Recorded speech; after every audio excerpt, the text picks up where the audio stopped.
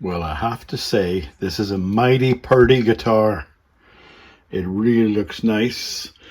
I would say it's 3/4 size because it looks just the perfect size for an average human to use. Not somebody like Pete Townsend who's 6'23", but it's all chrome and it has a unique style to it that I like.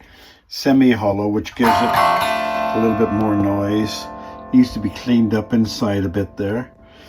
And the neck, dry as a bone. You can see there's some dirt on it and stuff like that there.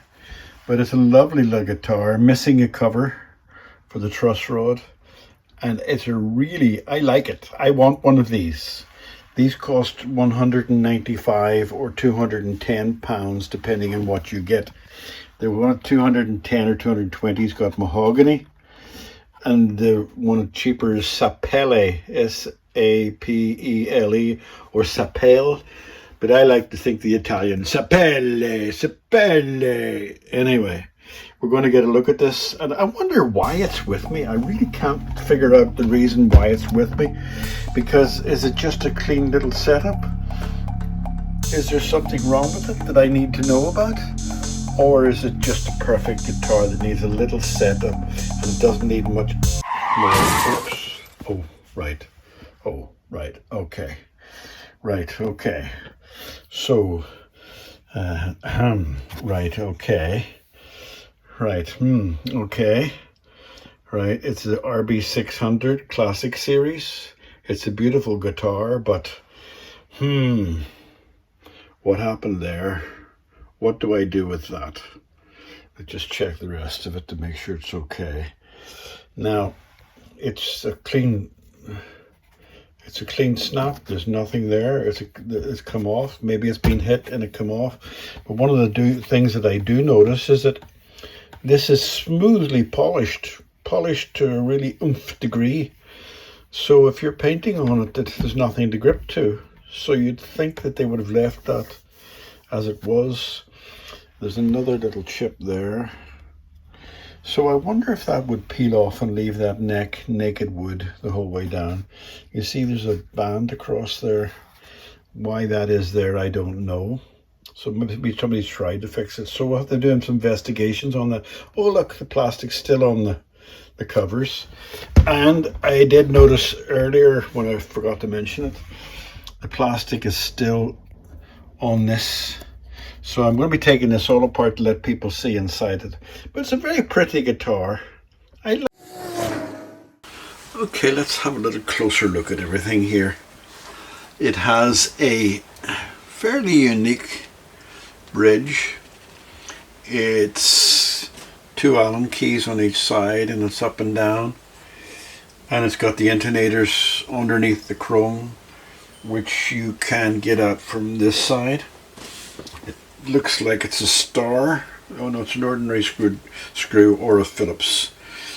This is quite nice. But 2 humbuckers. There's a name for those humbuckers. I'll show it on the screen. There's a special name for them.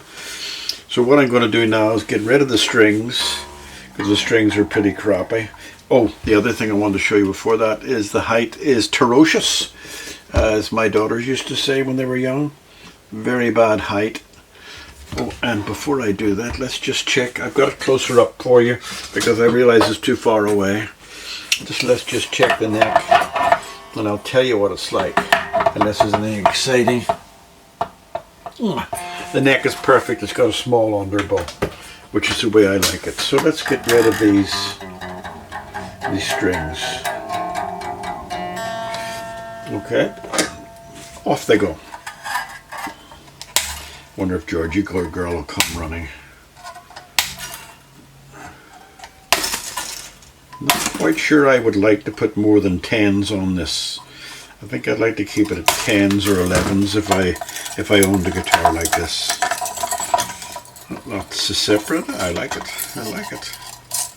So why are you stuck like that? Oh, I see. There. I'll show you that in a second. But these are stuck. That's it. That's looks bolt on this end, intonators on the inside. Yes, you can use a Pulsey driver or Phillips or a flathead screwdriver on those. Okay, and look at they sit on a chrome plate. And this is fairly chunky. That's quite solid, that is. That's not just a shallow piece of metal, it's quite chunky. I like it. Now, I like it, but I don't like it enough to let it keep thumping at the bottom, so I'm going to have to do something about that. So I'm just going to put a little bit of tape on it there, just to stop it if I turned upside down, banging back and forth again. I don't think it's going to do any harm at the beginning. I'm not going to take that off. Right, but I am going to take off the electrics to see what we've got in. Did I test the electrics? I don't think I did. Silly boy. Right, let's test the electrics. Oh, silly boy. No, nothing going on there. And this gives me my opportunity to use this properly.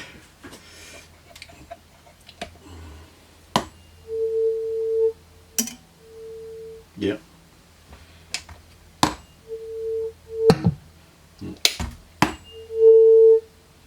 The pickups are working fine.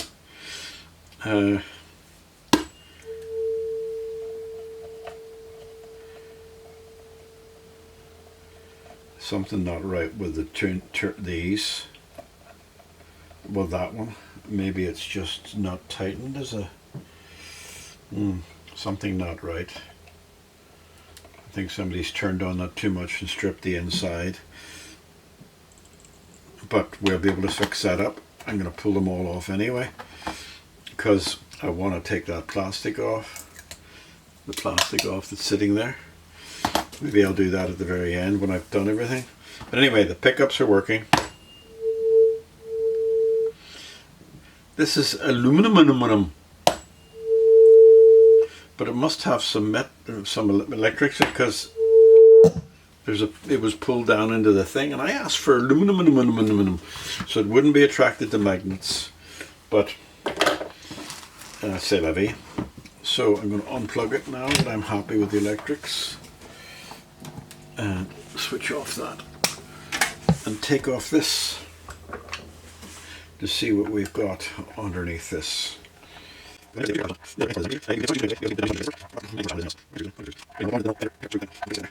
Right, so that should... Oh, it's actually glued to the bottom part, is it? Yeah.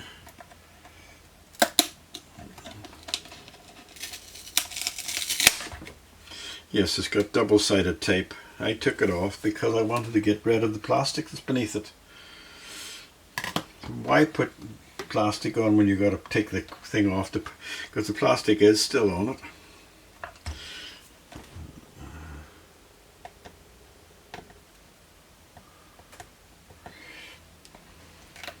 Yeah, see what I mean? Double-sided tape. Anyway, let's just keep on trucking.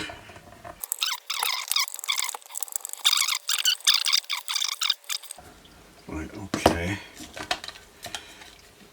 And I suspect it'll be very basic. Neat and basic. Neat and basic. Yeah. I'll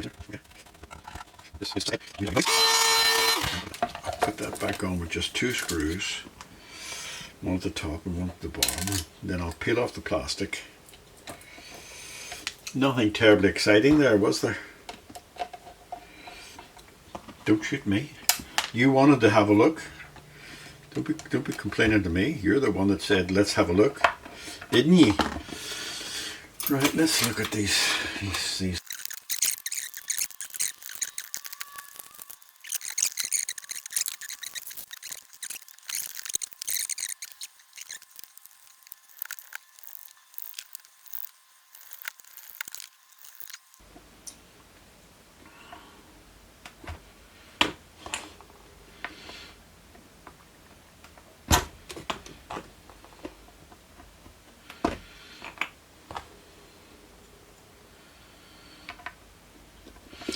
Right, they all fit loosely, so I'm going to have to do something about it because the manufacturers made these too wide.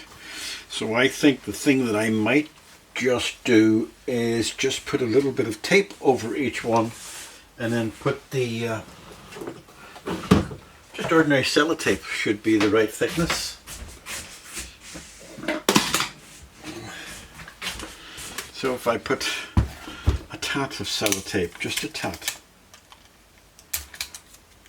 over the top like that, and then, yeah, that's doing it.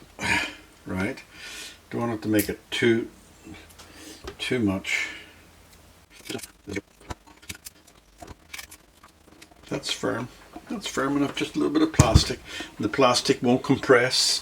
A little bit of sellotape won't compress, and they should stay on fine, and no problem. So if it's easy to fix it easily. Right, okay.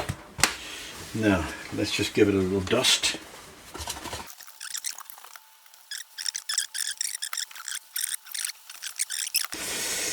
So let's move to the neck,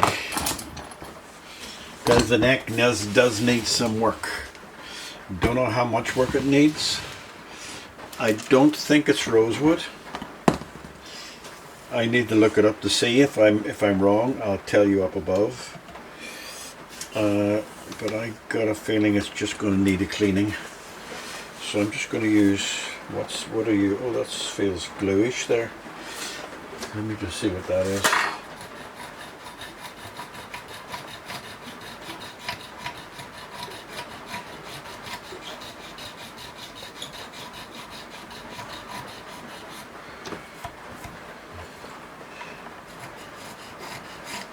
No, I think it's just the some glue spilt on it, maybe during the process of making it, because this guitar can't be that old.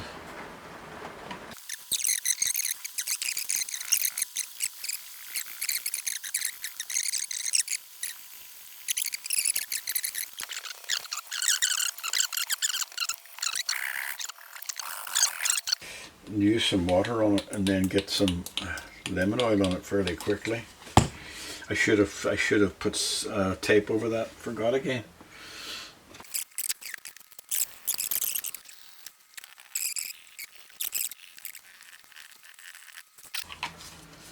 Again, disclaimer, I put it on every time. Don't use your hands if you're putting on lemon oil unless you're 100% sure there's no harmful chemicals in the lemon oil. Some lemon oils can be really cheap junk. Maybe it's a compound wood or something like that there. Okay, I'm going to let it sit for a while and come back. I think one of the things I like about this, it reminds me of the Rickenbacker.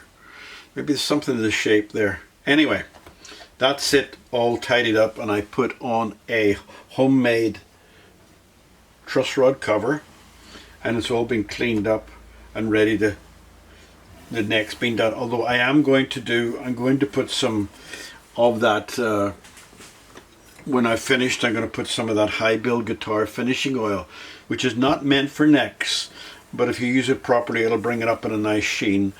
I think that wood is just not looking the way I want it to, so I'm going to do that later, but not now. Now I'm going to look at this, and I think the only thing I can do with this, because there is a lip there that you can actually feel with your finger, I think the only thing I can do with this is feather it. Try to feather it and then spray it again. So I'm going to sand this by hand.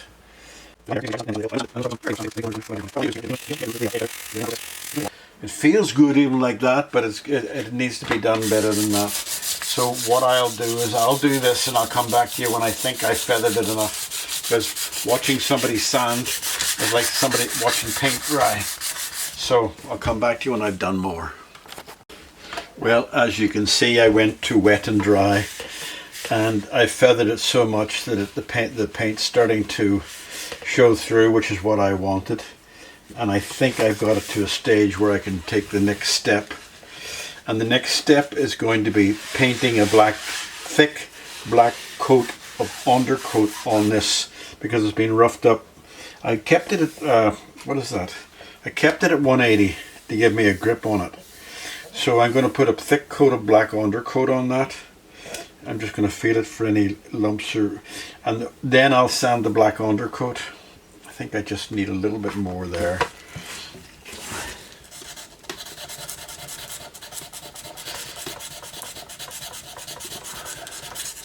This is not my game. This is not the game that I like either, but I'll do what I can, and I'm going to do it all and get it off my bench. But I think now I'm going to put the black paint on. Just put that there. Right, come back to you in a second. Right, this is called primer in one.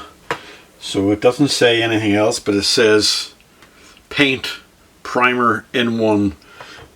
What the hell is that supposed to mean? I don't know. But I'm going to put it on, and I'm going to put it on fairly thick, because I know I'm going to sand it. And I'm putting it on fairly thick because I know I might maybe have to put 3 or 4 coats of this primer on. And you'll notice that I haven't taped off the edges, because I know that I'm going to be scraping and sanding the edges. So that's the first coat. It's hiding a lot of sins already, isn't it? You'd hardly see the feathering there and there. You can see a bit of it, but you can't see it too clearly. Now I think this is water-based, so we'll see how it goes. Let me just tap it closed.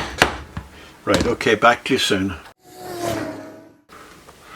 Right, sorry about the white paper beneath. Oops, get into focus. Sorry about the white paper, but I'll give it the second coat now.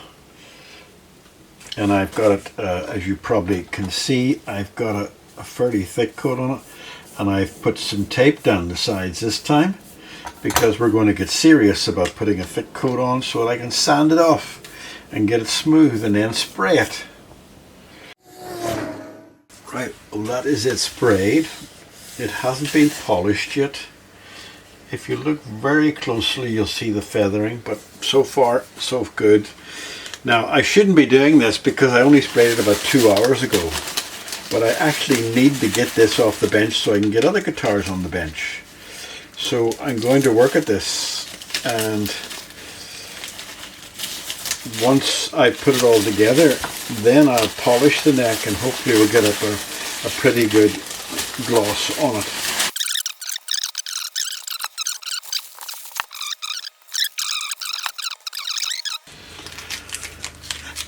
Let me just see, can I turn it around that way? I'll put it on the head instead. Yeah, that gives me some room to do what I need to do. Okay, so it's not on the neck. Personally, I probably would have left this as it is. But my friend said to me today, that's pretty good, I like it, but I would rather have it high gloss. Now, this is not my game, high glossing. So the only thing I can do, that I think I can do within my limits of equipment, etc., is 3000 sandpaper, wet and dry, and give it a little coat of that to bring out any of the little imperfections, and then polish it. I'm not happy about doing that, but I gotta give it a try. So let's just do, I'm not going to go crazy on the sandpapering, just to try to take away some of the blemishes that were as a result of the spray can. And I don't think I'm going to do very much at all to it, to be quite honest. I'm going to just take what I can feel I can do with this. And because I'm also nervous about it, because it's my last can of spray paint in black, and I don't want to have to buy any more, because I've gone through about 10 cans of this stuff, and it's all, as you know, these things are not cheap. So let's just hope that this will do the job to the satisfaction of the client. Just Have a look. It's okay. It's okay. 3000 grit sandpaper. I'm going to do it one more time.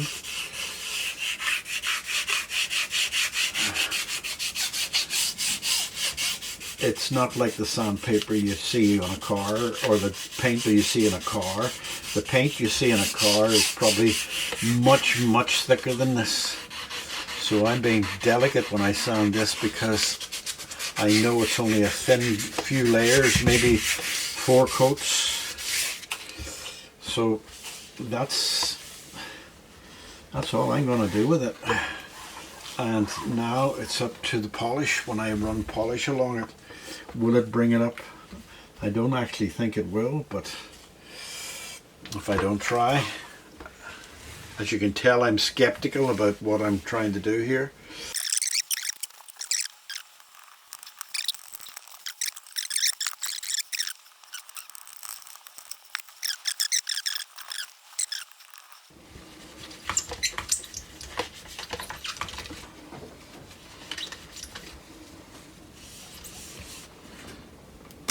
Here's my head.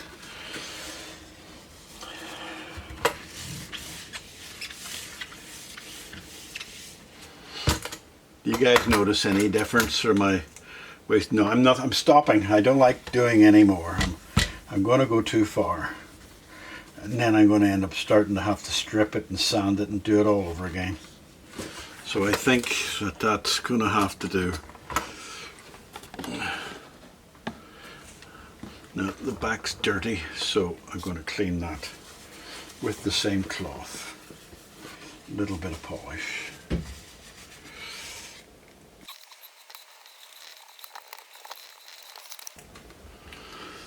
That's it. I'm not doing any more. I'm not doing any more. It'll do. It'll do. Alright, okay. Turning it round. It's going back together. It's only 2 days. I don't know whether you notice any difference. I've changed my lights again. And I'm not sure whether I like it or not. But I've changed them because I watched Ben at Crimson Guitars, and his lighting was much superior to mine. Well, of course they would be. He's got thousands to play with. But I darkened my ceiling down. My ceiling's virtually black now above this, so it should stop some of those poor reflections. So I'm going to give this front a clean now because it's stinking. Then I'm going to put it back together. Alright? So I said this, put the strings on, but two things I still have to do. I'm not happy with this fretboard yet. I think it needs a bit more of a sheen to it. And also I still have to do the inside of the guitar to clean it up. So what I'm going to do is I'm going to use Ben's from Crimson Guitars High Build Finishing Oil. And I think I've ordered, oh no I haven't, I need to order some more because there's a special sale on at the moment of Ben's Crimson Guitars High Build Guitar Finishing Oil. But it's not meant for fretboards. It's meant for natural wood guitars and stuff like that. But then again, it's also not meant for fretboards, because Ben says you can use it on fretboards as long as you use it the right way. Now Ben and I go back a long way because I've been watching his channel for years, and I've never met the man, but he's a character, and he does a very good job. I think that what he does is excellent, and he's got all the tools, and he teaches guitar repair and luthier work and stuff like that, and that's brilliant. And he can actually make guitars. I couldn't make a guitar, but he does some great stuff, and the stuff he sells, the luthier tools, aren't that expensive. I don't buy an awful lot of them because I get them from Wish or something like that, because I'm even cheaper than that. But what I'm doing here is I'm putting on a liberal helping of his guitar finishing oil, I'm going to leave it 20 minutes and then I'm going to rub it all off again. And if I have enough, I think I'm running out of it. I think I'm going to have to order this while I'm waiting the next 20 minutes. What happens is this seeps into the wood, and because I don't think this is rosewood, I should have actually put on the page what it is. I'll find out whenever I'm doing the video and I'll put it up there. They can do that. How do they can do that? I can't do that. Right, so that's a liberal coating which I'm going to leave on, and then you polish it off because it doesn't go hard. It doesn't go rock hard. So if you left it and didn't polish it off, then you'd have a sticky fretboard. But I want that look, not quite that look, but a look like that. Okay, so I ordered 2 more of those. That's lasted me more than a year. One is $13.75 and it's down to $12.78 now. So I ordered 2 and I saved myself £3. Unfortunately, the posting is £4.95 over here, but I nearly got free shipping by buying 2 because I was going to buy 1, and I thought, well, if I'm going to pay $4.95 for 1, I might as well buy 2. So now I'm coming to the stage where I take these off, take off the high build polishing oil, and it should sit. It's actually looking much smoother looking now. It is definitely looking much smoother looking now. Quite happy with I am. Earning a fortune on YouTube. I am. I looked at my earnings and it's £11 I've earned since I've reached 1,000 subscribers. £11. The problem is, to get it I have to buy a passport and it costs me 80 quid. So in about 8 years I'll make up enough for the passport to pay for the passport. But I don't actually do it for the earnings for YouTube. Matter of fact, if the earnings are only going to be £10 or something like that a month, I don't even think it's worth the inconvenience to my customers, my clients, to actually monetize the channel. But then again, if I don't monetize the channel, I think they still put adverts on, don't they? I don't know, but I think they still put adverts on. This is my new lighting system. I hope you like it. It's a little bit warmer, a little bit richer in color than the previous one. The other one I think was a bit cold. Right, so this, and I have some little bits of black to clean up there. I don't know if you can see that or not, but I'm going to do that off camera. And I'm going to clean up the body and put the strings on. I'm going to put the strings on well, what am I going to do with this body? I've got a feeling it's going to be something like this. Get out that white stuff and some water, maybe. So why did they not just tidy that up when they were doing it? Let's just do that and see if that does anything. See if that does get rid of it. It does seem to be doing something by, yeah, it's dissolving it.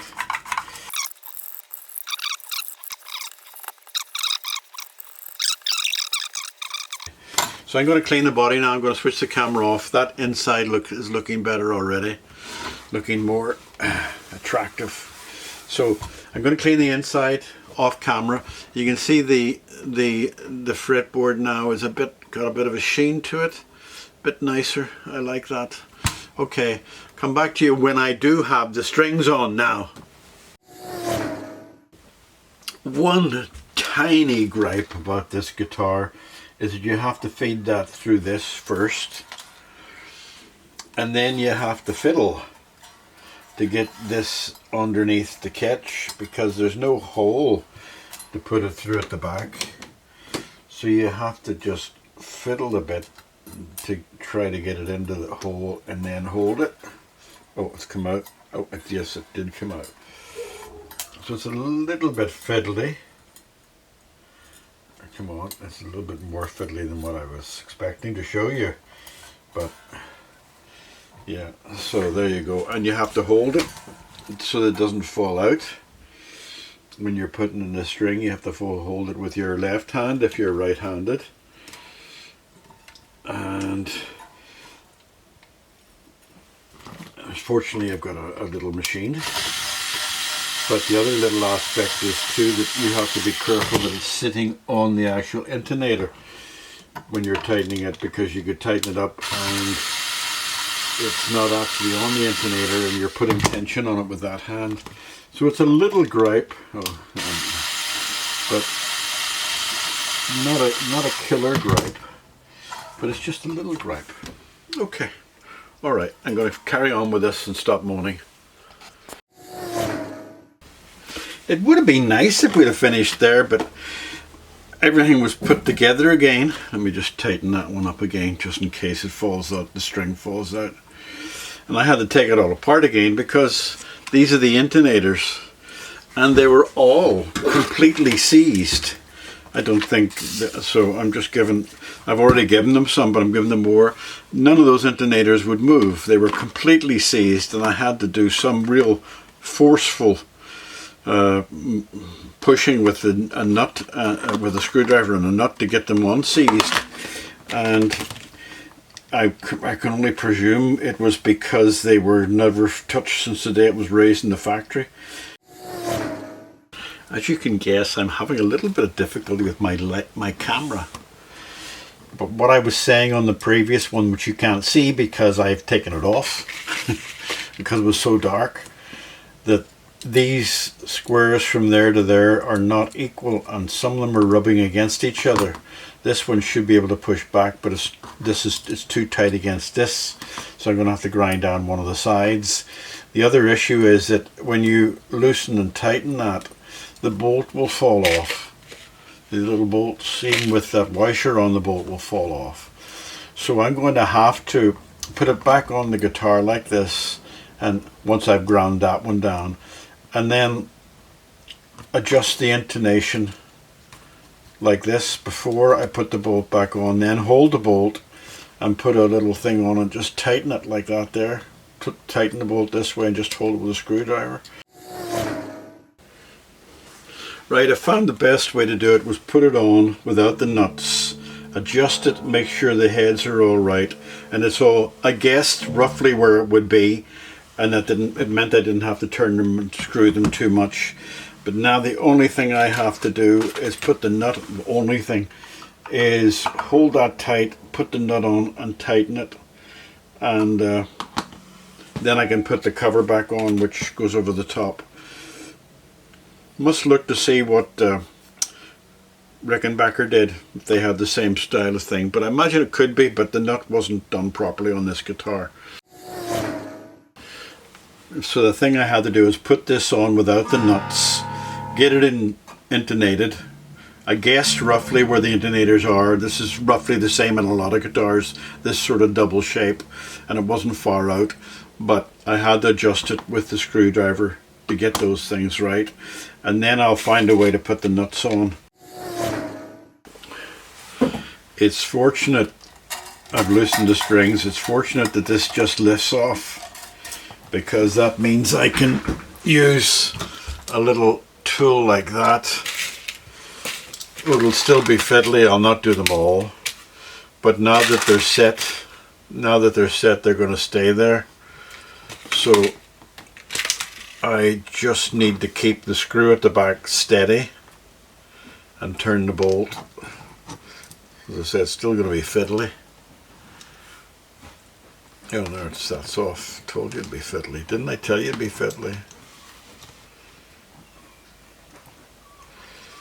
I do think there's a little bit of that somebody may have tried to put the bolt on, but with a little bit of rough edge on it. But there you go. So I can't turn the screw with the screwdriver. I just have to hold it tight, and that's it now in place. But well, here she is. Might be some fingerprints on her, but she's a beauty little guitar, isn't it? She's a beautiful little thing, and she's cleaned up well, and there's not much. Well, I'll tell you what I'll do. I love the look of it. But I'll tell you what I don't like about it. Forgive the fingerprints if they're on it. The neck is good enough. It's not perfect, the neck, but it's as best I can do. I'll tell you what I don't like about it though. I don't like the tuners. Tuners are very lumpy and they're a bit loose, and I've tightened them up, but they're not feeling good. And the other thing that I don't like about it is the intonator, but fortunately you only have to do that once in the guitar's lifetime normally. But other than that, there's not much I don't like about this guitar. It's great for 200 quid. Brand new 200 quid. You can't complain about that. And it's a great, but it's a copy of a Rickenbacker. Let me just get this comfortable for, that's better. It's a copy of a Rickenbacker, and John Lennon played a Rickenbacker, didn't he? So, you know. She was just 17. You know what I mean, and the way she looked was way beyond compare. If you could play it properly. So I'll never dance with another. When I saw her standing there, well, my heart went boom when I crossed that room, and I held her hand in my Well, we danced through the night, and we held each other tight, and before too long, I fell in love with her. Well, I'll never dance with another, 'cause I saw her standing there. Well, a very poor rendition of John Lennon. I think he did it probably a lot higher than that. Let me tell you what I do like about it too. I like the simplicity of the knobs. You got 2 pickups, 2 knobs, 2 tones. I like this little cover on the intonator because your hand's not scratching at it. I think Rickenbacker are known for being great rhythm guitars. The other thing I think they could do with is a little bit more powerful set of pickups, but this is a £200 guitar. So the paintwork is great. Well, I don't know what happened to the neck. I'm not going to say what happened to the neck. And everything about this guitar I quite like. So it sounds great.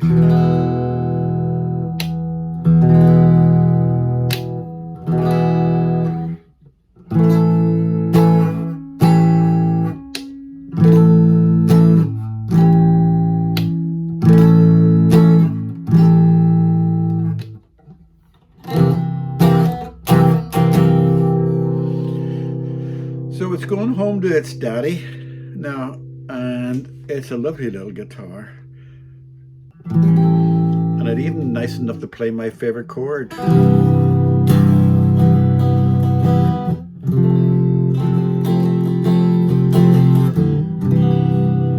Okay, it's going home to daddy now. Bye bye bye bye bye bye bye bye bye bye bye bye bye bye.